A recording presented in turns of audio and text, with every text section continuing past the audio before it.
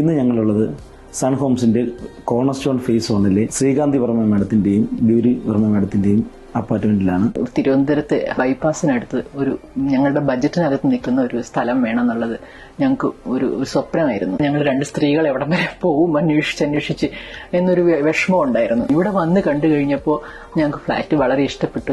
പോയി നോക്കിയപ്പോൾ ഭയങ്കര സപ്പോർട്ടീവായിട്ട് മാർക്കറ്റിംഗ് സ്റ്റാഫ് നമുക്ക് കാര്യങ്ങളെല്ലാം പറഞ്ഞു തന്നു.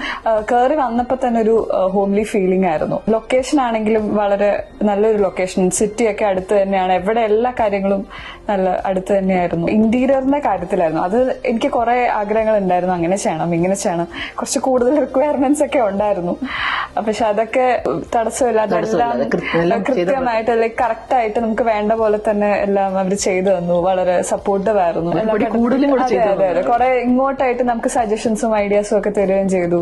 ഇവിടുന്ന് പേട്ട റെയിൽവേ സ്റ്റേഷൻ അടുത്താണ്, എയർപോർട്ട് അടുത്താണ്. 2 റെയിൽവേ സ്റ്റേഷൻ ഉണ്ട്, പേട്ടയും ഉണ്ട് കൊച്ചുവേളിയും ഉണ്ട്. 2 അടുത്തടുത്താണ്. കിംസ് ഹോസ്പിറ്റൽ അടുത്താണ്. 2 മോളും ഇവിടെ അടുത്താണ്. 2 മോൾ അടുത്താണ്.